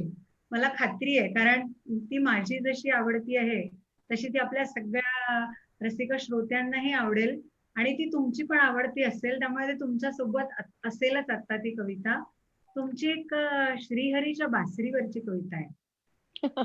खूप उच्च कोटीचं तत्वज्ञान सांगणारी. नाही आणि नाही, ती ते सहज बरोबर सुंदर. बरोबर. हा, तू जे अशी एक म्हणतेस कविता आपल्या आहे. आजूबाजूला असतं आणि लहानपणापासून आपण जे ऐकत जातो त्याच्यावरनं ते सुचतं आपल्याला. तसंच या कवितेचं सुद्धा जे आजूबाजूला मी ऐकत गेले किंवा आपल्या प्रवचनांमधनं वगैरे आपण ऐकतो ते इतकं मनात रुतलेलं होतं. खरं ते माझं खूप काहीच नाही या कवितेमध्ये. सगळं ऐकलेलं आहे, पण ते फक्त मला व्यक्त व्हावंसं वाटलं आणि मग मला शांत वाटलं. खरं सांगते की जे साचलं होतं ते शांत वाटलं. झालं असं की अमेरिकेत होतो आम्ही आणि एक तिथे हे हे होतं, काय म्हणतात, जन्माष्टमीचा कार्यक्रम होता. तर एक जण मला म्हणाली की आप कविता सुननी है मुझे, कहनी है. तर तिने मला थोडंसं असं मटेरियल आणून दिलं आणि हिंदी मधलं होतं. तर मी आधी ती हिंदीत लिहिली खरं. एरवी असं कधीही होत नाही. आणि नंतर मी तिची मराठीत केली. ती कविता अशी आहे. आणि खूप काही नाही, आपण सगळ्या प्रवचनांमधनंही ऐकतोच. फक्त ते आपण परत स्मरण करूया असं ते आहे. श्रीहरीची बासरी. आपल्याला माहिती आहे की गोपींना ना बासरीचा फार राग येतो, कारण की ती फार निकट असते श्रीकृष्णाच्या. तर त्याच्यामुळे त्यांच्यामधला संवाद, गोपी आणि बासरी यांच्यामधला तो संवाद आहे. असं काय आहे ग तुझ्यात? असं काय आहे ग तुझ्यात? गोपींनी बासरीला विचारलं उसळून. असं काय आहे ग तुझ्यात? गोपींनी बासरीला विचारलं उसळून, का तुला काना ठेवतो सतत ओठाशी लावून? असं काय ग तुझ्यात? बासरीला गोपींनी विचारलं उसळून, का तुला काना ठेवतो सतत ओठाशी लावून? इथे आम्ही माधवाचं सतत ध्यान गुणगान करतो. इथे आम्ही माधवाचं सतत ध्यान गुणगान करतो, पण कान्हा मात्र आमच्याकडे सतत कानाडोळा करतो. किती सरळ आणि साधारण आहेस तू. किती सरळ आणि साधारण आहेस तू. ना तुला रंग ना रूप. गोपी बासरीला म्हणतायत, किती सरळ आणि साधारण आहेस तू. ना तुला रंग ना रूप. आम्ही इतक्या मोहक, आम्ही इतक्या कमनीय, पण कृष्णाला नाही त्याचं अप्रूप. काय ग अशी जादू केलीस त्या श्यामसुंदरावर? काय ग अशी जादू केलीस त्या श्यामसुंदरावर, की त्याच्या अगदी निकट असतो सदा तुझा वावर? तुम्ही ना माझ्यासारख्या व्हा, बासरी म्हणाली हसून. तुम्ही ना माझ्यासारख्या व्हा, बासरी म्हणाली हसून. माझ्या पोकळपणातून माझं मी पण गेलंय गळून. तुम्ही ना माझ्यासारख्या व्हा, बासरी म्हणाली हसून. माझ्या पोकळपणातून माझं मी पण गेलंय गळून. माझ्या 6 छिद्रातून षड्रिपू गेलेत निघून. माझ्या 6 छिद्रातून षड्रिपू गेलेत निघून. ना गाठ ना वळण, हे मी अशी सरळ आतून बाहेरून. ना मला स्वतःचा आवाज, ना मला स्वतःचा आवाज, ही मी अशी अबोल. ना मला स्वतःचा आवाज, ही मी अशी अबोल. कान्हा प्राण फुंकतो तेव्हाच उमटतात माझे बोल. आणि शेवटी ती म्हणते, मनापासून सांगते सख्यांनो एक गोष्ट खरी खरी. मनापासून सांगते सख्यांनो एक गोष्ट खरी खरी. अहंकार विरहित शरीर आहे श्रीहरीची बासरी. अहंकार विरहित शरीरच वा. आहे श्रीहरीची बासरी. प्रत्येक जण आपण बासरी होऊ शकतो त्याची. वा वा वा. स्वातीताई, तुमच्या श्रीहरीच्या बासरीने तर आज अगदी मधुर नादच म्हणजे निर्माण केला आहे. आणि तुमचं हे ऐकता ऐकताना मला अचानक 4 ओळी आठवल्या. बोल. जीवन त्यांना कळले हो, मी पण ज्यांचे पक्व ज्यांचे पक्व फळावरी फळावरी सहजगतीने गळले हो. बरोबर. त्या बासरीच्या रंध्रातून सगळं जे मी पण गळून गेलं आणि तिने जे समर्पित भाव व्यक्त केलेले आहेत, तर मला असं वाटतं की खूपच सुंदर अशा प्रकारची ही कल्पना आहे. भैरवीजी, तुम्ही अजून काय सुचवाल या ठिकाणी? मी पण आपण तोच मला विचार वाटतं वेळ शेवटची कविता घेऊ. स्वाती त्यांनी इतकी सुंदर ही कविता ऐकवली आहे की खरंच, आणि यातून जाणवतं प्रत्येक म्हणजे तुमच्या शब्दामधनं किंवा या कवितेतनं की बासरी होणं काही एवढी सोपी सहज गोष्ट नाहीये. म्हणजे असं उगाच नाही घडलंय की श्रीहरीने बासरीला स्वतःच्या निकट ठेवलं. ते इतकं सहज नाही घडलं आहे. आणि एक्झॅक्टली. ती बासरी होण्यासाठी त्या एका म्हणजे बांबूला किती वेगवेगळ्या प्रक्रियांमधनं जावं लागलं, आणि म्हणजे स्वतःचं पूर्ण अस्तित्व त्या श्रीकृष्णाच्या चरणी अर्पण करावं लागलं. तर ही काही इतकी सहज साध्य होणारी अशी गोष्ट नाहीये. याच्यासाठी खूप तपश्चर्या त्या बांबूची पण आहे. बांबूचा बासरीपर्यंतचा बासरी प्रवास पण प्रवास इतका सोपा नसतो. तर स्वातीताई, तुमच्या कविता आणि आपल्या या चाललेल्या गप्पा या खूपच आनंददायी आहेत. पण एक शेवटची कविता आपण जाऊ देऊ ना. प्रत्येका म्हणजे काय म्हणतात, सुरुवातीचा शेवट असतोच. तर प्रारंभ आहे तिथेच, त्या जिथे प्रारंभ झालाय तिथेच त्या गोष्टीचा होणार आहे. तर ते पण ठरलेलं आहे. खरं म्हणजे काही मैफिली अशा वाटतात की सुरूच असाव्यात, बोलणं सुरू असावं, ऐकणं सुरू असावं. तशीच ही आजची आपली एक छोटीशी काव्य महफिल तुम्ही सादरीकरण इतकं अप्रतिम करताय. तर आपण आता मात्र शेवटाकडे वळूया. शेवटी काय ऐकवायला आवडेल तुम्हाला? खरं ना, प्रत्येकाचं एक लाडकं मत असतं अगं. प्रत्येकाला आपल्या जगण्याबद्दलचं, जीवनाबद्दलचं एक लाडकं मत असतं. कोणाला बंदीशाळा वाटते, कोणाला धर्मशाळा वाटते, कोणाला आणखीन काय वाटतं. मला काय वाटतं सांगू का? हे सगळं जग म्हणजे एक मोठं परीक्षा केंद्र आहे. हे सगळं जग म्हणजे एक मोठं परीक्षा केंद्र आहे आणि त्यातले आपण सगळे आपापल्या आयुष्याचा पेपर सोडवत असतो आणि तो महान पर्यवेक्षक वरून बघत असतो. तर या कल्पनेवर आधारित ही कविता आहे. तर ही कविता अशी आहे: जीवन एक प्रश्न संच. शेक्सपियर म्हणून गेला, जीवन एक रंगमंच. शेक्सपियर म्हणून गेला, त्याचं त्याने म्हणावं, आपलं मत आपल्याजवळ नाही का. शेक्सपियर म्हणून गेला, जीवन एक रंगमंच. मला प्रामाणिकपणे वाटतं, जीवन एक प्रश्न संच. या जगाच्या परीक्षा केंद्रात प्रत्येक जण प्रवेशतो जन्मवेळी. या जगाच्या परीक्षा केंद्रात प्रत्येक जण प्रवेशतो जन्मवेळी आणि तो महान पर्यवेक्षक प्रत्येक मुठीत एक प्रश्नपत्रिका ठेवतो त्याच वेळी. प्रत्येक जण प्रश्नपत्रिका स्वीकारतो तीच मुळी रडत. प्रत्येक जण प्रश्नपत्रिका स्वीकारतो तीच मुळी रडत आणि वया परत्वे त्यातले प्रश्न न कळत जातात उलगडत. आता ही आयुष्याची प्रश्नपत्रिका वेगळी आहे. म्हणजे खरं आपण बाकीचे जे प्रश्नपत्रिका सोडतो, 10वा प्रश्न आधी, मग 7वा, मग कधीतरी पहिला, असं आपण करू शकतो. पण या आयुष्याच्या प्रश्नपत्रिकेत असं नाहीये करतायत की 60तले कठीण आहेत ते आधी सोडवू, मग 40तले आणि 25तले तर काय सोपेच आहेत वगैरे. असं नाहीये. वया परत्वे त्यातले प्रश्न न कळत जातात उलगडत. तीमय येते बालपणी. आयुष्याची तीमय येते बालपणी, चाचणी परीक्षा तरुणपणी. तीमय येते बालपणी, चाचणी परीक्षा तरुणपणी. वार्षिक चांगलीच अवघड असते. वार्षिक चांगलीच अवघड असते, कारण ती द्यावी लागते म्हातारपणी. प्रश्नपत्रिका कुणी सोडवतात लांब चेहऱ्याने गंभीरपणे. बघा आजूबाजूला. प्रश्नपत्रिका कुणी सोडवतात लांब चेहऱ्याने गंभीरपणे, तर कुणी हसत खेळत तणाव रहित मिस्किलपणे.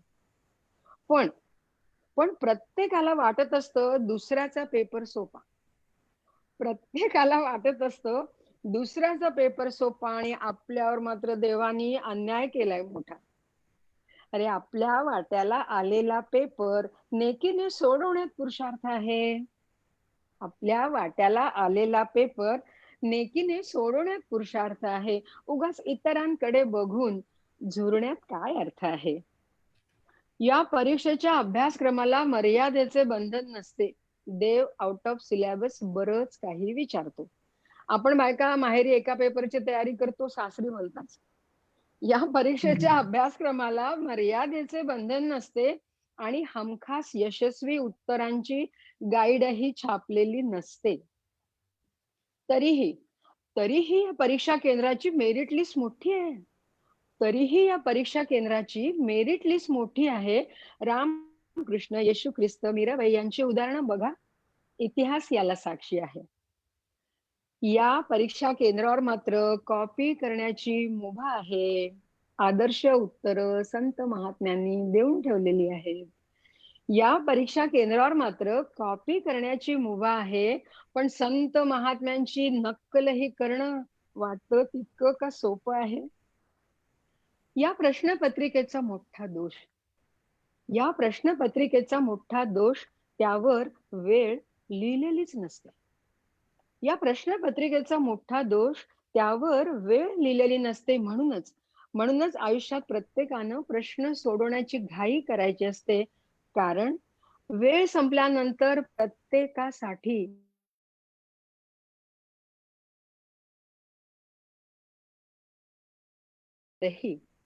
आयुष्याचा संपूर्ण पेपर चुकल्यावरही शेवट गोड होऊ शकतो. संपूर्ण पेपर चुकल्यावरही शेवट गोड होऊ शकतो. माणसानं प्रयत्नांवर विश्वास ठेवावा. वाल्याचा वाल्मिकी होऊ शकतो. मनापासून धन्यवाद देते. खूप छान तऱ्हेने तुम्ही ऐकून घेतलं आणि अगदी वेळेवर तुम्ही छान छान कॉमेंट्स करता ग. किती तयार आहात तुम्ही दोघी. मला तुमचं कौतुक वाटलं. एकतर कविता अशी रंगत नाही, कवितेला मनापासून ऐकणारा समोर लागतो तेव्हाच ती रंगते.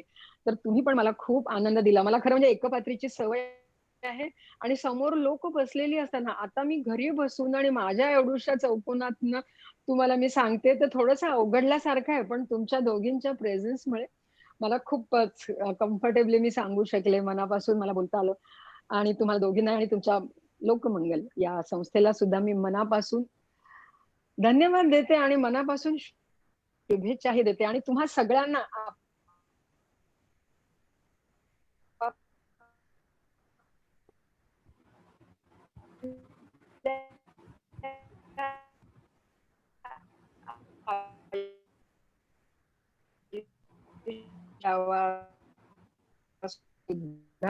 मना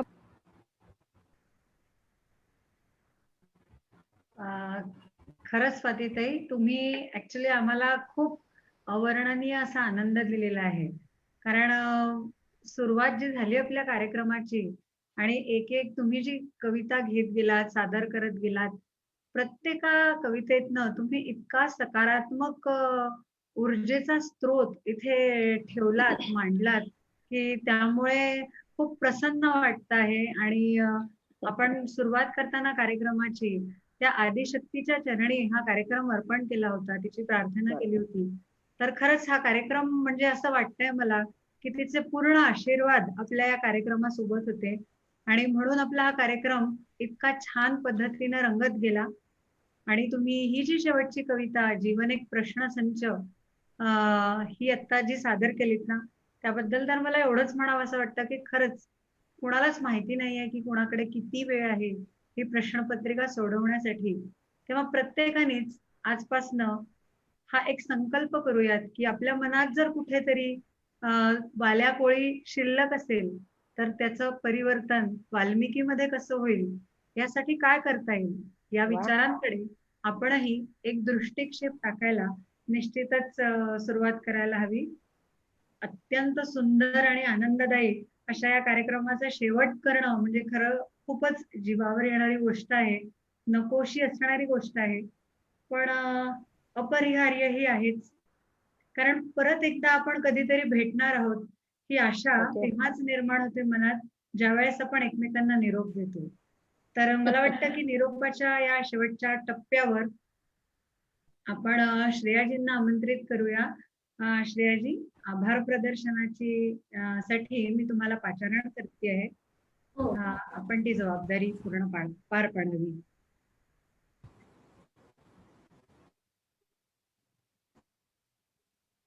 हॅलो श्रेयाजी, मला आवाज असं काय वाईट असं वाटलं, एक छोटासा आवाज येतोय तुम्हाला? हा हा आला आला. आवाज येतोय? हो येतोय येतोय, बोला बोला. समुद्राच्या उधाणलेल्या लाटा असोत की स्थिर पुळणी, तिथे वाळू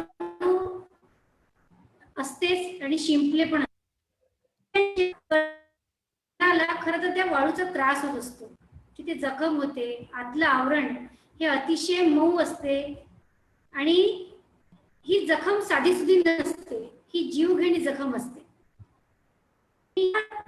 जखमेला सुद्धा गोंजारत कधी कधी त्याचा विसर पडत, त्या ठिकाणी त्या वाळूच्या कणाच्या भोवती तो शिंपला आनंदाचा एक पाझरत राहतो आणि त्याच्या भोवती त्याच्या अनेक अशा प्रकारचे स्तर चढत राहतात.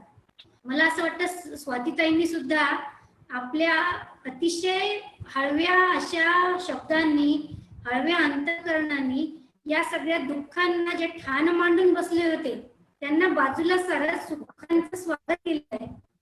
आणि स्वाती नक्षत्रावरती या शिंपल्यामध्ये टपोरा मोती तयार होतो अशी एक जनमानसातली कल्पना आहे. ती किती खरी आहे ती बघावीच लागेल, परंतु हे मात्र मानलं जातं की स्वाती नक्षत्रावरती त्या ठिकाणी शिंपल्यामध्ये मोती तयार होतात.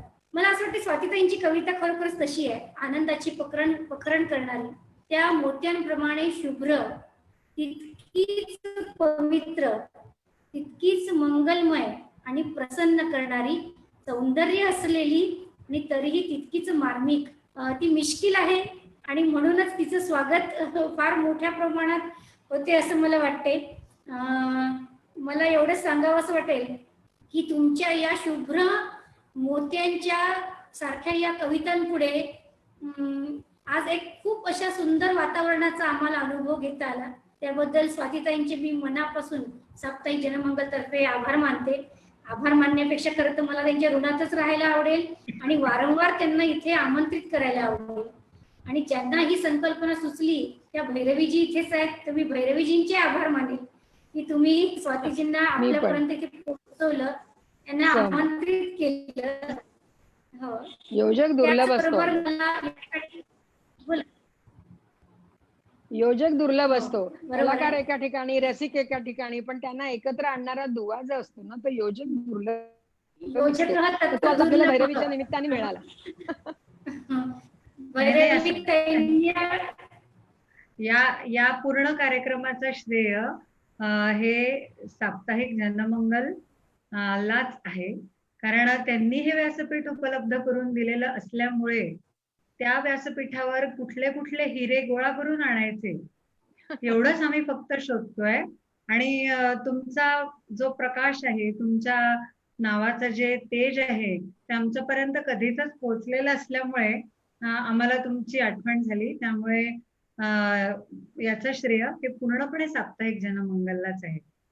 आपण आता आपल्या कार्यक्रमाच्या शेवटाकडे येतो आहोतच आणि तत्पूर्वी एक छोटीशी आठवण मला सगळ्या आपल्या रसिक श्रोत्यांना करून द्यायची आहे. ती अशी की आजच्या आपल्या या कार्यक्रमातूनही आपण संसारी लोणच्याचा आस्वाद घेतला.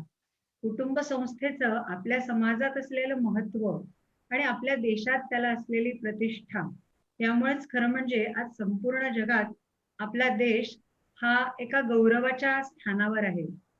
लोक उत्सुक आहेत जाणून घेण्यासाठी, परदेशातले कितीतरी लोक उत्सुक असतात. त्यांना हे जाणून घ्यायचं असतं की नेमकी कशी असते आपल्या देशातली कुटुंब संस्था. तर आपल्या या कुटुंब संस्थेवर आधारित असंच आपला दिवाळी अंक लवकरच आपल्या सगळ्यांच्या भेटीला येतो आहे. मी श्रेयाजींना विनंती करते की कृपया त्यांनी त्याची माहिती आपल्या सर्व रसिक श्रोत्यांपर्यंत पोहोचवावी. श्रेयाजी. तर मंडळी बहुतेक श्रेयाजींकडे कौटुंबिक काही पुनर्रचना हा बोला श्रेयाजी. कौटुंबिक पुनर्रचना या विषयाला धरून मराठी दिवाळी अंक आहे, तो आहे कुटुंब शक्ती विशेषांक. मला सांगायला अतिशय आनंद वाटतो की 100च्या आसपास लेखकांनी या विशेषांकासाठी आपलं बहुमोल अशा प्रकारचं योगदान दिलेलं आहे. त्याचप्रमाणे आपला अतिशय एक वेगळा प्रयोग इंग्लिश दिवाळी अंक सुद्धा या ठिकाणी येतोय. त्याचं नाव, त्याच्या बाकीचे सगळे डिटेल्स जे आहेत ते लवकरच त्या ठिकाणी घोषित होतील. या दोन्ही विशेषांकाचं पुन्हा एकदा रसिक प्रेक्षक आनंदाने स्वागत करतील याबद्दल आम्हाला अजिबात शंका नाही. आणि मी या ठिकाणी सांगू इच्छिते, तुम्ही नक्की वाचा आणि आम्हाला प्रतिक्रिया कळवा, तुमची दाद द्या. हजारो रसिक प्रेक्षक हा कार्यक्रम रोज बघत आहेत, त्याबद्दल मी त्यांचे मनापासून आभार मानते. सर्व लेखक रोज दैनिक पोर्टलच्या माध्यमातून असतील किंवा साप्ताहिकाच्या माध्यमातून असतील किंवा विशेषांकाच्या माध्यमातून जे बहुमोल अशा प्रकारचं योगदान देत आहेत त्याबद्दल मी त्यांचेही आभार मानते. आणि या सर्व कार्यक्रमासाठी आम्हाला जो वारंवार पाठिंबा मिळतो, शाबासकी मिळते, अशा आमच्या संपादक ॲडव्होकेट वर्षाताई माडगुळकर यांचे सुद्धा मी या ठिकाणी आभार मानते. आणि आपला हा कार्यक्रम संपला असं या ठिकाणी जाहीर करत आहे. पुन्हा एकदा भेटूया उद्या रात्री 8 वाजता. धन्यवाद. तर धन्यवाद मंडळी, आपला निरोप घेतोय. शुभ संध्या, नमस्कार.